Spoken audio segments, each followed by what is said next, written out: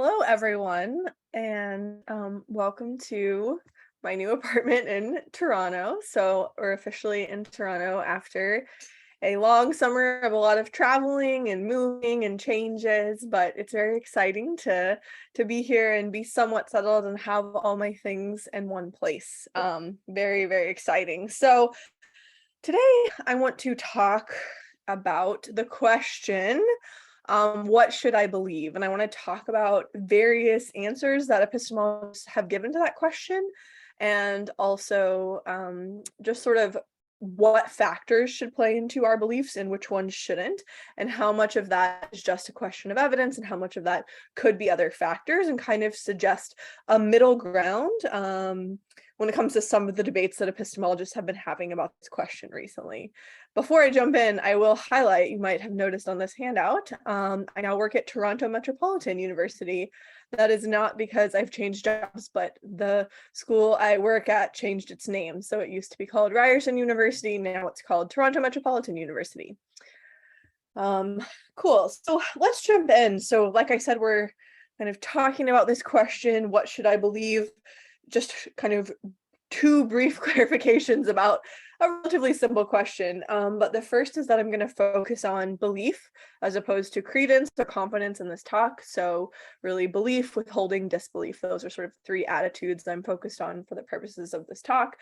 And I also will be using the question, what should I believe, interchangeable with the question of what it's rational or justified for me to believe. So I'm going to kind of use all three of those, what I should believe, what's rational for me to believe, what's justified for me to believe. I'll use those to all mean the same thing.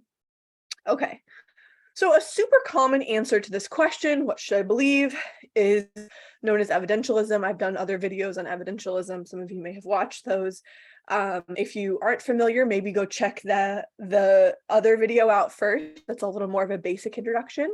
But here's, I think, some common definitions of evidentialism from the literature. So the first that I have on the handout, which is Evidentialism 1, is from Connie and Feldman, and this is their 1985 paper. It's quite a well-known paper, one of the most kind of classic defenses of evidentialism. So they say, look, a doxastic attitude D towards a proposition P is epistemically justified for someone at a time if and only if having that attitude fits the evidence that that person has at that time.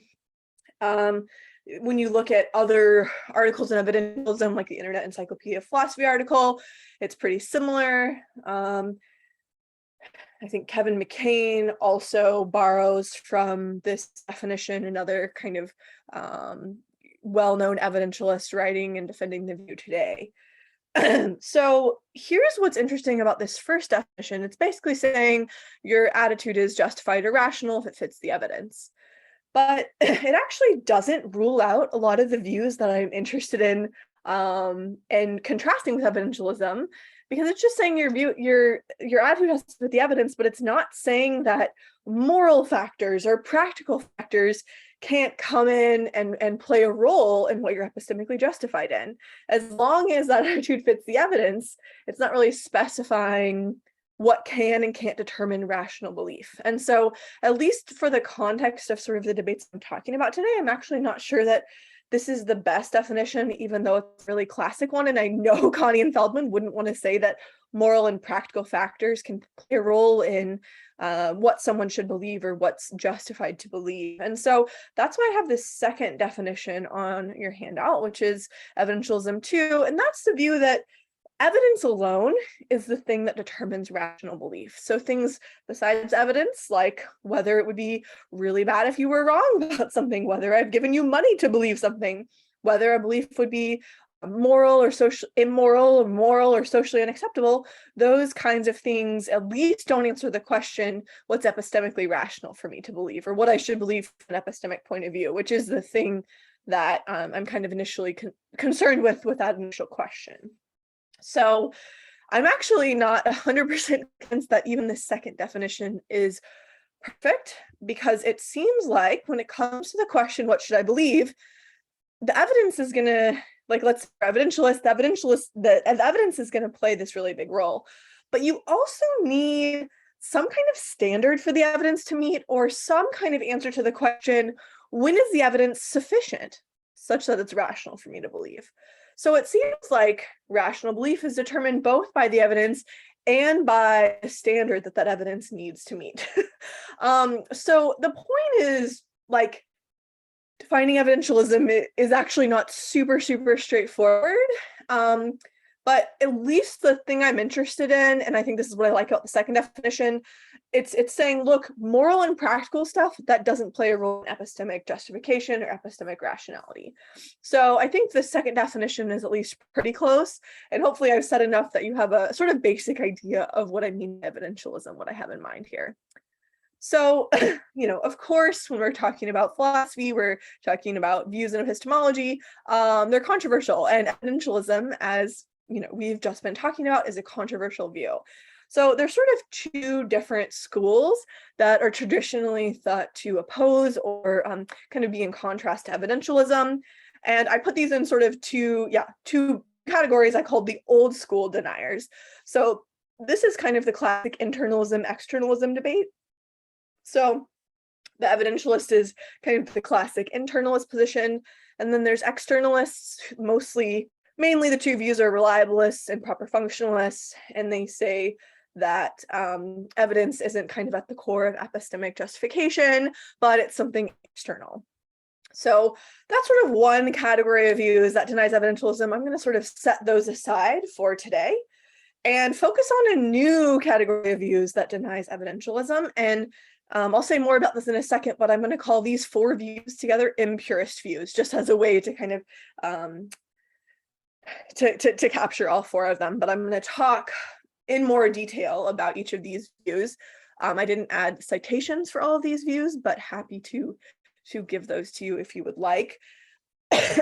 So the first view is what's known as pragmatic encroachment. So pragmatic encroachment is the view that practical factors can affect whether it's epistemically rational for you to believe something, and these practical factors are explicitly not relevant to the truth of the thing you're believing, the proposition in question.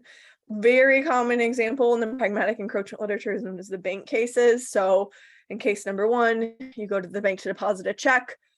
There's no particular urgency to deposit a check, and it's a Friday afternoon, and you walk in and the line is super long. You remember that a few weeks ago you were at the bank on a Saturday morning. The bank was open. So you say, I rationally believe that the bank is open on Saturday. And so then you just say, I'll just come back and deposit my check tomorrow. And intuitively, that memory you have of being at the bank a few weeks ago on Saturday, that's enough evidence to justify you to rationally believe that and then go ahead and come back the next day. Consider a second version of the case that's similar. So you're at the bank to deposit a check, and you come in Friday afternoon, the lines are really long. But in this case, your mortgage payment is due Monday. So if you don't get that check deposited and in your account by that weekend, you're actually going to default on your loan and lose your house. So you could go bankrupt if this check is not deposited. And again, let's say your evidence is the same. You have this memory of being at the bank a few weeks ago on a Saturday, but it's like banks change their hours sometimes, memories aren't perfectly reliable. And a lot of people think, yeah, your evidence is the same in both of these cases, but in one case, stakes are low for getting that check deposited on Saturday, and the other, the stakes are really, really high. And so hold all the evidence fixed. The difference in the practical factors can actually affect whether it's epistemically rational for you to believe that the bank is open. And so the intuition is that it's rational for you to believe that the bank is open in the first case on the basis of the evidence, but it's not in the second case on the basis of that same evidence. Okay, so that's pragmatic encroachment. The second view is what's known as moral encroachment. So I think kind of pragmatic encroachment sort of came out first with Fantle and McGrath and some others, and then kind of led into this second view. But I think this second view has in many ways taken a life of its own. And so it's similar to pragmatic encroachment in that it denies evidentialism, but instead of practical factors, it focuses on moral factors. So the idea is that moral factors can affect what is epistemically rational for you to believe, where those moral factors are irrelevant to the truth of the belief. So there's different kinds of examples that that moral encroachment proponents give. You could actually just tweak the bank cases, and instead of it being a matter of whether you're going to deposit this check and possibly default on your loan and lose your house, you could say maybe that a charity is going to withdraw money from your account, and this charity is a very effective life-saving charity, and someone could die if you don't get that check deposited in time. So that's like one version of the case, but some in the literature have focused on sort of different style cases where actually the content of the belief itself has moral significance, I guess is a good way of putting it. And so one classic case is known as the John Hope Franklin case. And in this case, you walk into a social club and you know that most of the club's members are white and most of the club's staff are Black, and you see a Black man and then form the belief that that person is a staff member. This actually, I think, happened in a real life case with someone named John Hope Franklin. And John Hope Franklin was not a staff member, but one of the members of that club. So this is a classic case, and a lot of people say, look, even if you have that background evidence that most of the staff members are Black and most of the club members are white, it seems like it's bad for you to believe that thing. And the thought is it's not just bad in some moral sense, but it's actually epistemically bad to believe that John Hope Franklin is a staff member. The thing that I don't love about the case is that it kind of assumes that being a waiter or being a staff member is in some way a bad or demeaning thing to believe about someone, and that's not right. I mean, I don't think that seems like a bad assumption of this kind of case. And so another case that might be slightly better, or at least that doesn't have those kinds of assumptions, maybe you assume someone is a bad tipper because they belong to a certain racial group. And maybe you do have like some evidence that people of that racial group are bad tippers, but that evidence would be misleading, and let's say it's not great evidence, and so maybe on the basis of a similar body of evidence, you could believe something else about that person, but to believe they're a bad tipper on the basis of perhaps some supporting but weak evidence seems bad. And so the idea is that it's not bad because of something about your evidence, but it's actually the moral features of the case that make that epistemically irrational for you to believe. Okay. I think, and it's worth noting here that I think these sort of cases can sort of show where moral encroachment and pragmatic encroachment are kind of different, and how moral encroachment, I think, has taken life of its own. Because in cases of moral encroachment, we talked about the charity case and how that has a similar structure to the bank cases, but then there's these cases where it actually seems like the content of what's believed has some moral weight. That person is a bad tipper or something, and that gets into this other debate. It's called doxastic wronging, and that's the idea that beliefs themselves can wrong people, not just actions that we take. That's a whole nother can of worms. But I will say that's kind of what separates, I think, some of the newer literature on moral encroachment from the old school pragmatic encroachment, is this doxastic wronging concept, the idea that a belief can wrong someone.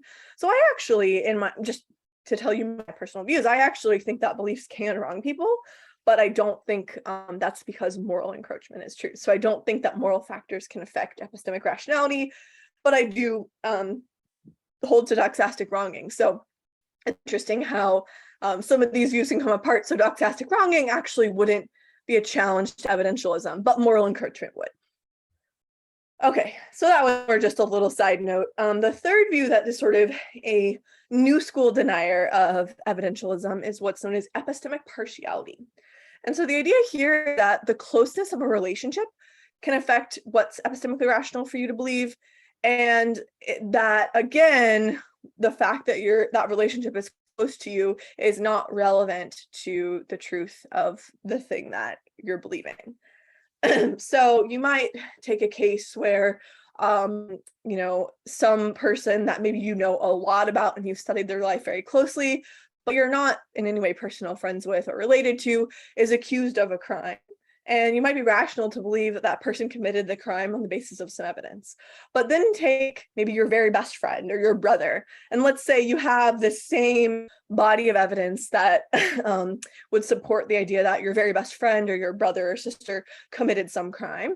And a lot of people think, look, even if that evidence is held fixed in both cases, the fact, like, because you're so close to this person in the second case, maybe you shouldn't believe that your sibling or your best friend committed the crime, but it's okay to go ahead and believe that Smith did.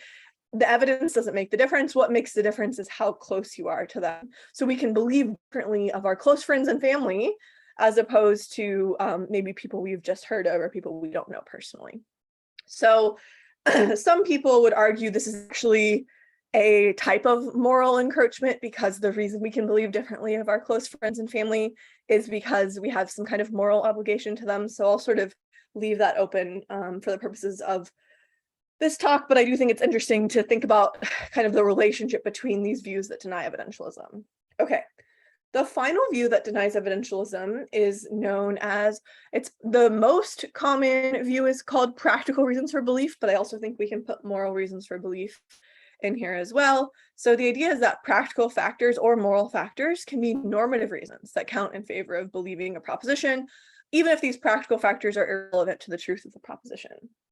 So common examples here are believing something because it would bring about certain benefits for you, believing it because it'll make you happy. Pascal's wager, something I've talked about before in other videos, would be an example of a practical reason for belief. So here's a kind of concrete case that we can think about. I call this believing Betty. So Betty is skeptical by nature, and convincing her of something normally takes a lot of evidence. Betty hasn't given religion much thought growing up, but at college, she realizes that she would be happier if she were to believe that God existed. And she takes this to be a strong reason to believe in God. She's in her first philosophy class. They discuss Aquinas's and Anselm's arguments for the existence of God. And so she is kind of skeptical, but these arguments make God's existence more of a live option for her. And then she also recognizes sort of the practical benefits of believing in God. So these practical benefits sort of together with the arguments for God's existence sort of inspire her to decide to believe that God exists. So this is actually inspired from a case from Stephanie Leary, who argues that there are practical reasons for belief. And you could also, again, give a similar version of a case where instead of it being practical reason, like it makes her happy, it's some kind of moral reason. So one question you might ask is, well, we've talked about moral and pragmatic encroachment. How is this different than moral and pragmatic encroachment? So I actually think this is a kind of hard question, even though these literatures have developed not totally separately, but in a lot of ways, I think you'll see them as distinct views. But one way that some people have said that this might differ from encroachment is that encroachment is often about reasons to withhold belief, to refrain from believing. So you don't believe the bank is open, or you don't believe so-and-so is a staff member, or so-and-so is a bad tipper. And Mark Schroeder says practical reasons for belief is about reasons to believe. So not to refrain from believing, but to believe. And Schroeder has a bunch of reasons to think that there's like an important difference between practical factors making a difference to what we withhold belief on versus what we believe. Not totally convinced that's actually going to separate the views, because it seems like you could have practical factors. Like, I don't see why pragmatic encroachment or moral encroachment would only be about withholding belief, and I also don't see why you couldn't have practical or moral reasons to withhold. So I'm not totally convinced that's the best way of distinguishing the two views. Another way that I think you could distinguish these views is I do think it's the case that this last view, the practical moral reasons for belief view, they're much less committal about whether these practical moral reasons actually affect epistemic rationality. So Susanna Reinhardt's one of the big defenders of this view. Susanna Reinhardt actually argues that there's no such thing as epistemic rationality at all. There's just one sense of rationality that applies to beliefs and actions. Which is a really interesting and pretty radical view. And I think Leary, who's another defender of the practical reasons for belief view, is actually agnostic on this point, on whether this affects epistemic rationality. So the views I'm going to discuss below, kind of just in virtue of them being in contrast to evidentialism, I want to accommodate views that versions of the practical reasons for belief view that do say those practical reasons for belief can affect epistemic rationality. And so if they don't, it's actually not clear that this view would even conflict with evidentialism at all. Of course, versions of this view might, like on Reiner's view, where there's no such thing as epistemic rationality, that would obviously conflict with evidentialism. That's a view that's specifically about epistemic rationality. But yeah, so I'm going to focus on practical and moral reasons for beliefs view that think those practical and moral reasons could affect epistemic rationality. Okay, so I'm calling these 4 views. Hopefully that was enough to kind of get a sense of each of the views. I'm calling them jointly impurist views. So just to clarify a little bit on terminology, purism is often taken to be the view that only truth-relevant factors can affect epistemic rationality. So of the purist views, evidentialism is a way of being a purist. It's a very common way, maybe the most common way. But some of these old school deniers, reliabilists or proper functionalists, they would also probably be considered purists as well. So purism is an umbrella under which evidentialism is one of the views. But I'm here really trying to focus on the debate between the evidentialists and then these new school deniers of evidentialism. And so because there's not, I guess I just think impurism is probably the best way to kind of capture what these 4 views have in common and also how they conflict with or contrast with evidentialism. And it's a little bit of less awkward term than saying the new school deniers or the anti-evidentialists. So I'm not necessarily here trying to get into debates about exactly how to define purism or impurism, but just sort of using this as a term to kind of capture what these 4 have in common in contrast with the evidentialist. Okay, cool. So let's move to the second section. The second section is about problems that I think these 4 impurist views run into. So I think on the one hand, there is something compelling about practical and moral encroachment and, epistemic partiality and practical and moral reasons for belief. And there's something, I think their cases are often intuitive. A lot of people have found them quite compelling. So there is something intuitive about them. But I think on the other hand, they run into some problems and some worries. And so I've outlined what I think 3 of those biggest problems are. The first is what I call purest intuition. And I think this is kind of a basic intuition, but I really feel the pull, and I hope you will too. But really the basic intuition is, how do these non-evidential factors have any power or say at all in epistemic rationality, right? The connection between truth-related factors and these evidence-related factors, the connection between those and rational belief is easy to see, right? When we're trying to, why do we care about epistemic rationality? Well, it's because we want to get at the truth. Following the evidence is a good way to get at the truth. So truth and evidence-related factors seem in a very intuitive way relevant to epistemic rationality. But how can this practical and moral stuff affect epistemic rationality in particular? That's not at all clear. And so that's kind of, I think, a lot of purists will sort of push this intuition and then try to kind of give this as a reason to think purism is some kind of default view. I don't want to take a stance on that here, but I definitely feel the pull of this intuition. How do these practical and moral things affect epistemic rationality? So that's sort of the first problem or worry for these impurists. Here's a second problem or worry. So I'm calling this scope question. So that's the question of, how much can these non-evidential moral or practical factors affect epistemic rationality? How much can they change the normative landscape? And there's 2 versions of this question. The first is what I call the attitude scope. And so let's say I'm trying to decide whether P, and all my evidence clearly points to P. Can practical and moral factors come in and tip the scales all the way to the other end? So I should believe not P. Could they only tip it so I should withhold belief, even if my evidence clearly points to P? How much can they really change what attitude of belief, withholding, disbelief I should take towards a proposition?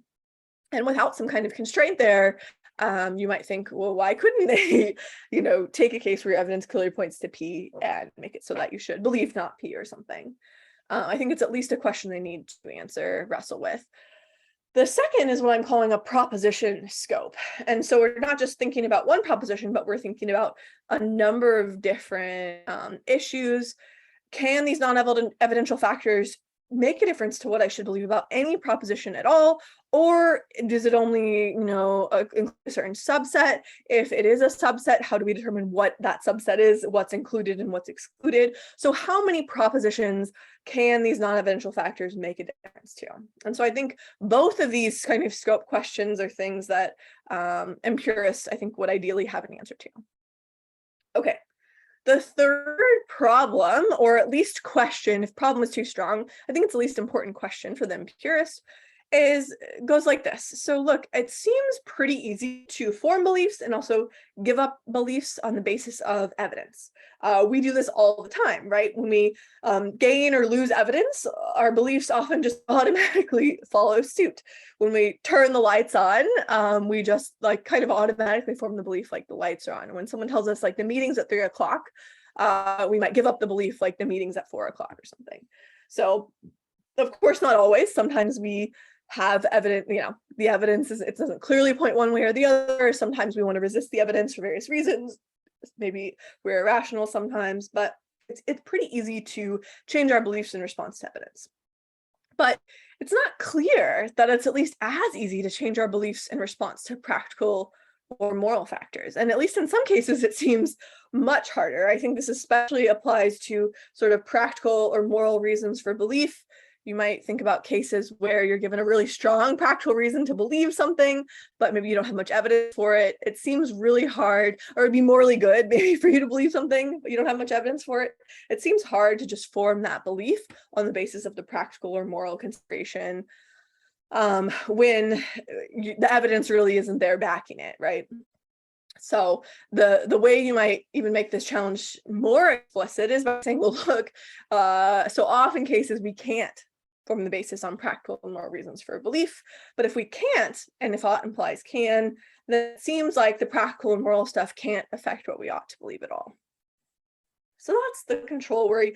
Those are sort of the three problems or worries, or at least questions I think that the empirist really needs to wrestle with.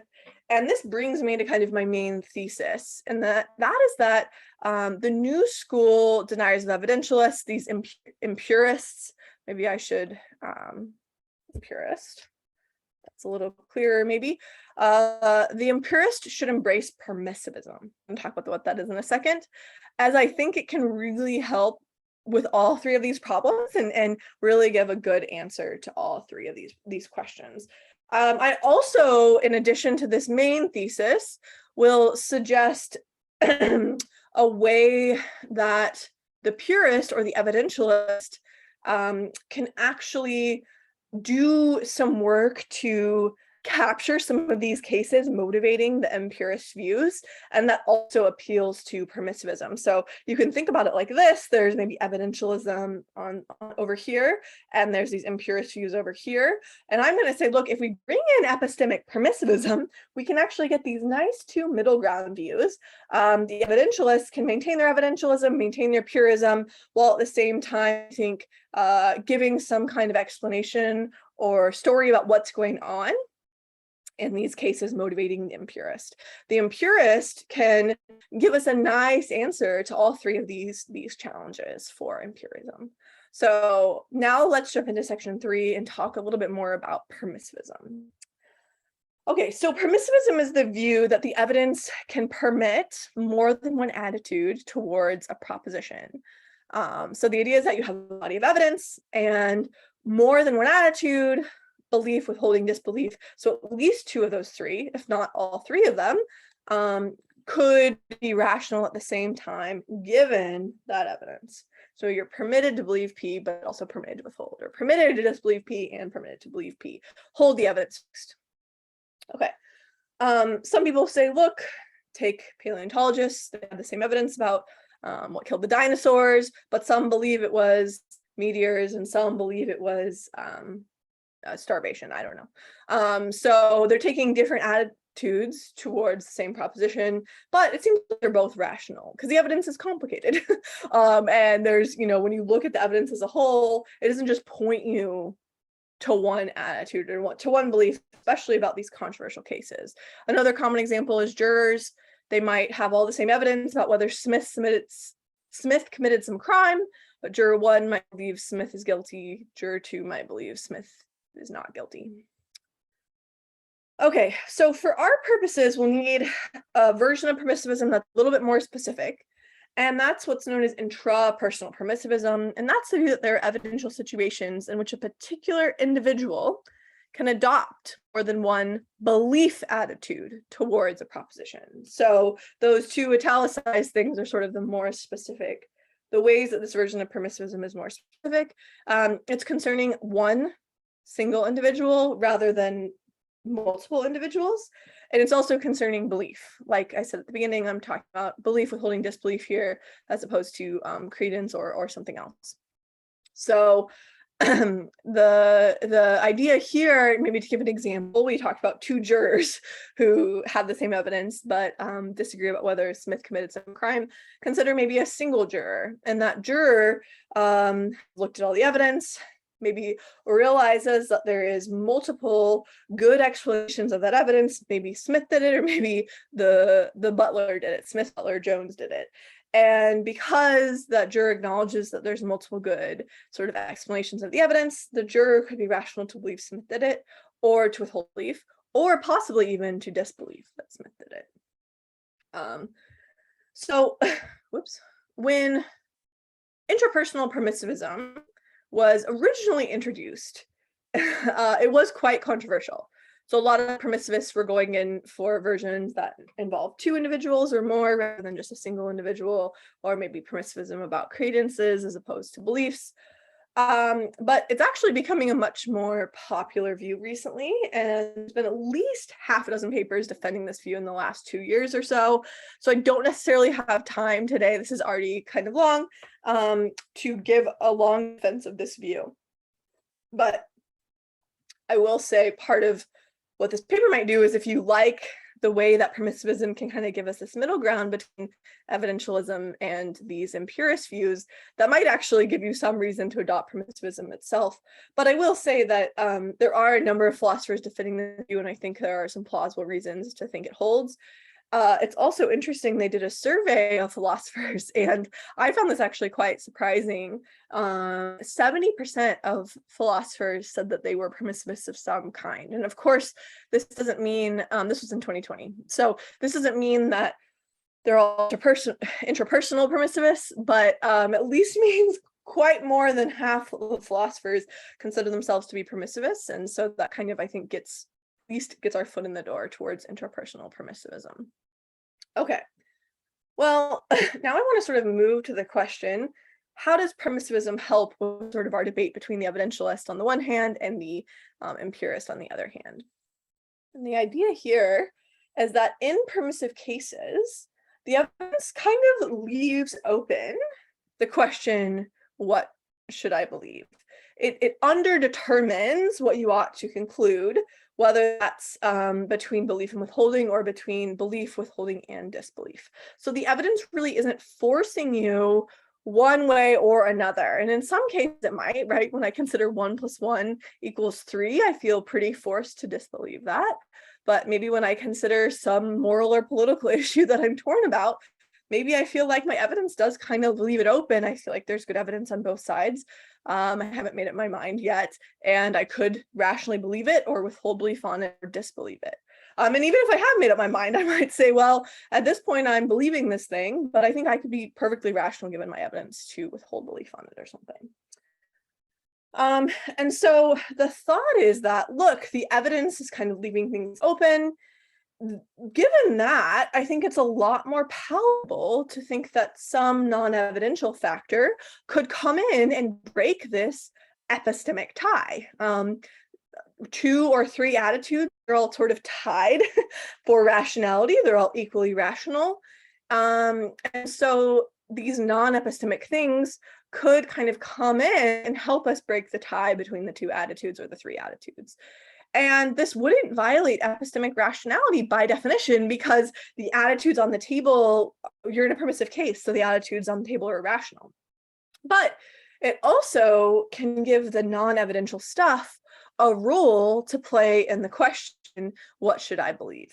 So I'll talk a little bit first about how we could get an encroachment or a impurist friendly, again, maybe I need to put that there, an impurist friendly version of this view, and then I'll talk about the purist version or the evidentialist version. So here is what I think the impurist friendly version of the view would say. They would say, considering evidence alone, the case is permissive.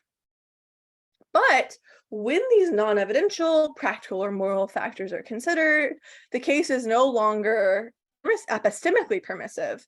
There's a uniquely epistemically rational attitude, and it's determined by a combination of epistemic and non-epistemic stuff. I'm going to talk more in a second about some examples, so I'll just go through the general views first. The purist-friendly version of this view would say, well, look, epistemic rationality remains permissive, but in these permissive cases, perhaps all things considered rationality is not permissive. So when you're, let's say your evidence leaves open whether you can believe the bank is open tomorrow or whether you ought to withhold, the impurist version of that view would say once the stakes become really high, epistemic rationality tells you to withhold. The purist version of that view would say epistemic rationality doesn't change with the practical or moral stuff, but all things considered rationality might. And when you bring in that practical or moral factor, then all things considered rationality tells you to, let's say, withhold belief. Okay. And I think actually when you look at a lot of the motivating cases we talked about when we were talking about encroachment, epistemic partiality, practical and moral reasons for belief, I actually think there are kind of using cases that are intuitively permissive. So in the bank cases, you do have this memory of being at the bank on a Saturday, which is some evidence the bank is open on a Saturday, but it's weak evidence. It's not this overwhelming evidence that the bank is open on Saturday. And so I think because of that, if you just look at the evidence, it might be permissible for you to believe, but it's not like believing that the bank is open on Saturday would be required. I think it's really permissive. We talked about a tipping case where you believe someone's a bad tipper because of their race. And I think we can kind of fill this case out to where you have some evidence, maybe again, misleading evidence that people of a certain race are bad tippers or something, which allows you to believe that, but also the evidence would allow you to withhold. It could be tricky spelling out exactly what that evidence might look like, but I do think, again, it's intuitive that you're in some kind of a permissive case. Maybe there's a better case to use here for moral encroachment. The third case is the case where you have evidence that Smith did it, and you can believe Smith did it on the basis of that evidence, the epistemic partiality case, but then that same evidence, you shouldn't believe your sibling did it. Perhaps you should withhold belief or something. And I think, again, this case is most plausible if the evidence isn't decisive. So it's not like, there's these, you watch these like murder shows or whatever, and sometimes it's just like very clear, like the person committed the crime. Like the evidence just clearly points to that. I think that's not going to be a plausible case. That's going to be a case where, even insofar as the person is related to you, at some point, you should just believe they committed the crime, right? But if the evidence is not decisive, if the evidence is kind of, there's some evidence that this person committed it, but it doesn't, push you all the way there, I think that's going to be a much more plausible case where you could hold the evidence fixed and get the intuition that Smith, you can believe Smith committed the crime. You shouldn't believe that your sibling or your good friend did it. Okay. And then finally, there was the believing Betty case. So Betty believes in God in part because of, they would make she thinks it would make her happy, but also in part because of the arguments. And again, I think it's plausible, like, look, Betty does have some decent arguments for God's existence, but also has this skeptical nature, isn't fully convinced. And I think this again kind of indicates in the background that belief and withholding are kind of both rational responses to her evidence. So if Betty's evidence, let's say, clearly pointed towards atheism or something, then I think it's really unlikely that the practical reason could motivate her and could kind of play the same role. And it also seems really implausible that this would ever affect epistemic rationality. Like, all my evidence clearly points to atheism, but like believing in God would make me happy. That doesn't really seem like an epistemically rational thing to do. Okay. So those are kind of some examples, and I think both show that a lot of the cases that are kind of already in the literature, I think there's a very plausible permissivist reading of, but also B, hopefully talking about the concrete cases makes kind of the idea behind what I'm getting at a little bit more intuitive. And I think too, not just in their cases, but even in the some of the things they say more generally about like epistemic norms and rationality, I think some impurists in literature are already borrowing from permissivism. Spelled that wrong. Oops. Okay. So Rima Basu and Mark Schroeder, two of the big defenders of moral encroachment. Schroeder's also a big defender of pragmatic encroachment. They favorably cite this argument by Nelson, where Nelson argues that we don't have positive epistemic duties. So we don't have an epistemic obligation to believe something, and it could be epistemically rational for us to withhold belief very widely, is sort of Nelson's thought.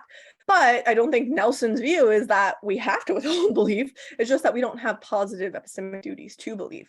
So this is actually a permissivist view, even if it's not called that by name. I think that really is what Nelson is getting at. And then Basu and Schroeder sort of cite this view of Nelson's in order to kind of create the backdrop for moral encroachment and make moral encroachment more plausible. So I think there's actually already a little bit of permissivism going on in the background here. Jason Caldwell actually also has an interesting paper on friendship and epistemic partiality, where I think Jason takes himself to be arguing against some of the big defenders of epistemic partiality in the literature. But I actually think there's a way of spinning what Jason's doing that I think is actually giving, again, a way to kind of get these two middle grounds. I don't think Jason explicitly uses the term epistemic permissivism, but says things like this: while some slight bias in belief formation be permitted by friendship, any such bias would need to fall within the bounds of epistemic propriety. So again, I think this is at least similar to the thought that I'm getting at, but hopefully making a little more explicit.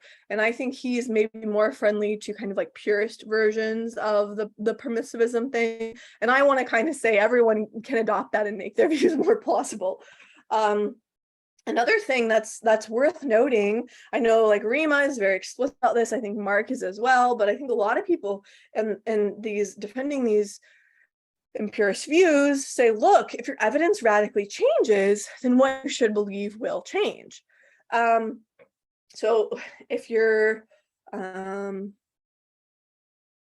maybe in the tipping case, if you really like actually go get that receipt and see what the tip is, and it's a really bad tip, then you have sufficient evidence to believe like that person's a bad tipper, or at least they tipped really badly at this point, or something like that, right? So if you get overwhelming evidence for some proposition, even if there's high moral stakes involved, you should believe that thing. So the moral factors can't just override the evidence no matter what the evidence says. And so actually what's plausible, I think, going on here is that the case is going from one that's permissive to one that's impermissive. Another example that I haven't mentioned, but is both the, it's in the moral encroachment literature, but also I think is an example of epistemic partiality, is this case where your spouse has had some issues with alcoholism, and so they've stopped drinking, maybe they've been sober for 6 months or something, and they come home from a party with a wine stain on their shirt, and on the basis of that wine stain, you believe that they've started drinking again. And so, like Rima uses this example to say, look, there's high moral stakes involved believing badly of your spouse, and just on the basis of a wine stain, you shouldn't believe your spouse has started drinking again. But if your spouse comes home, completely wasted, very obvious that they've been consuming alcohol by the way they're acting and the way their breath smells, and you just have this overwhelming evidence, then again, even though there's high moral stakes, you should believe your spouse has started drinking again, because you have extremely good evidence that your spouse has started drinking again. So again, I think these are cases where the evidence is moving from permissive to impermissive. And so even the current literature kind of acknowledges that the evidence has a role to play, and an important role to play. And it's not like the practical and moral factor will just like trump no matter what and sort of give the verdict on the case. If the evidence changes, then what you should believe can change.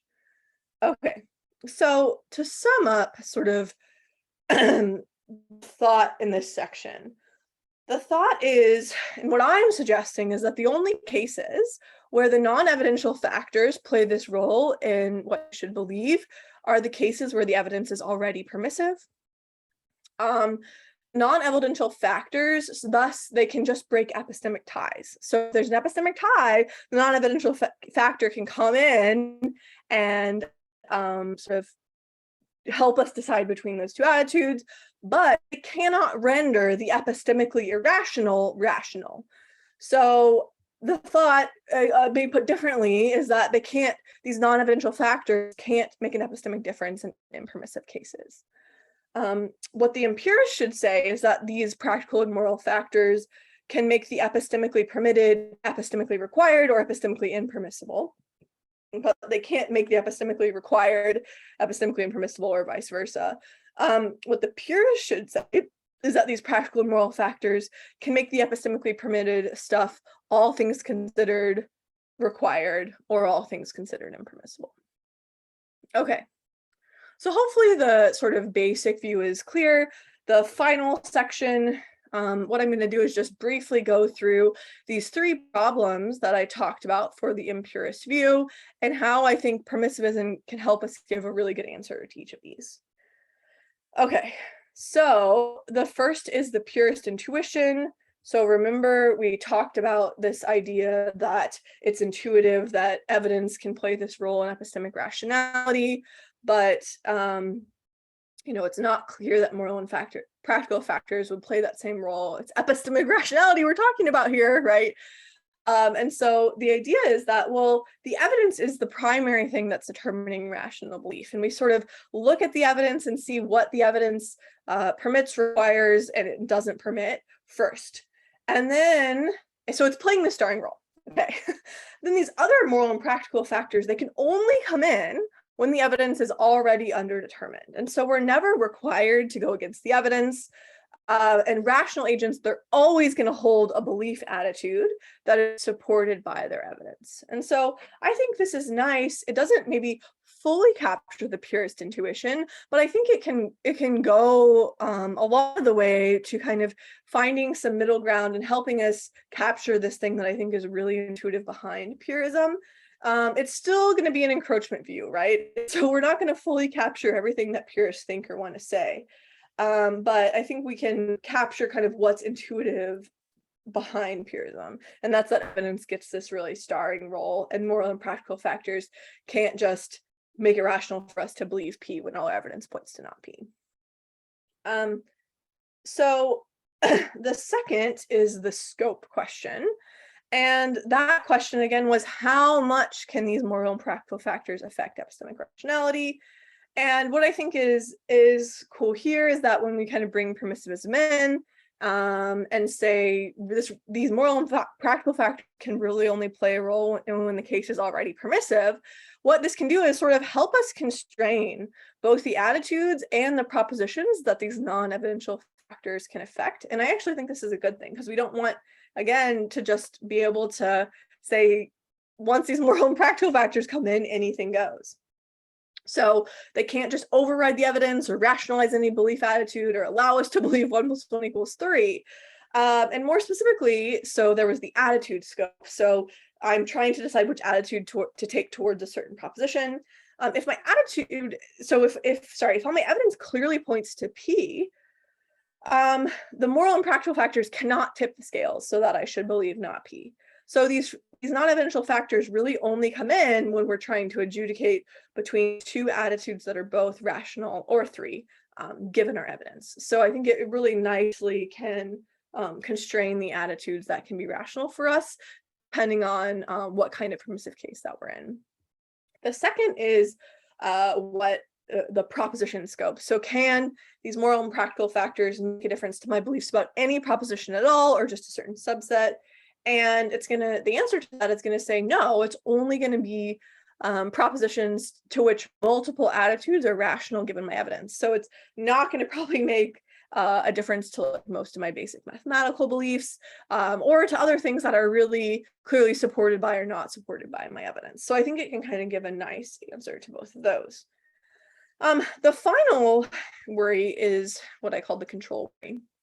And so again, the thought is that it's easy to control our beliefs in response to the evidence. Our beliefs often naturally follow suit when we get evidence for or against some proposition.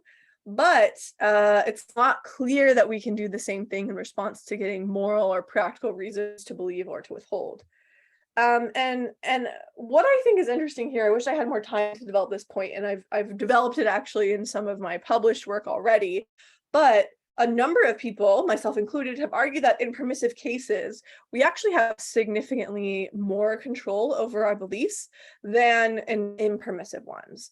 So a lot of people who say we don't have any control over our beliefs, they'll kind of actually motivate it with like an example or two. And these examples are ones that are impermissive. So if I'm given money to believe 1 + 1 = 3, or that the US is still a colony of Great Britain, they're like, look, you can't do it even if you really want the money. And it's like, okay, sure, but you can't just say we have no control over our beliefs by appealing to 1 or 2 cases, and these are impermissive cases. But consider a case that's a permissive case, and you're kind of, you're to some degree aware that your evidence is ambiguous or you're in this permissive situation. So multiple attitudes are sort of live options for you given your evidence. Your evidence doesn't clearly point you one way or another. What I think is interesting about these cases is it seems to make room for us to have more say in what we should believe, more of a genuine choice, and also gives us space to sort of let moral and practical factors play a role in this decision about what to believe.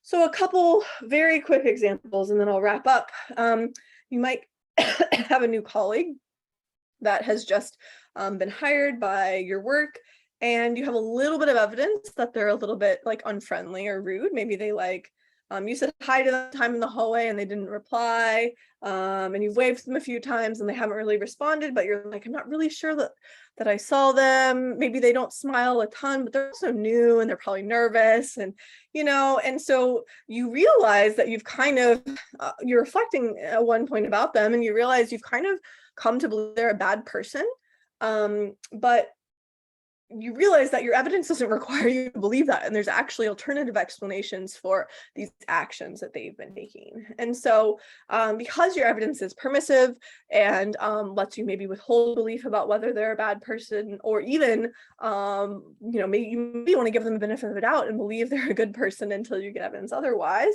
I think both you can kind of give up that belief that they're a bad person, and I think also maybe let this moral consideration, there's some kind of moral reason to believe the best of people, you can let that sort of play a role in determining what you ought to believe.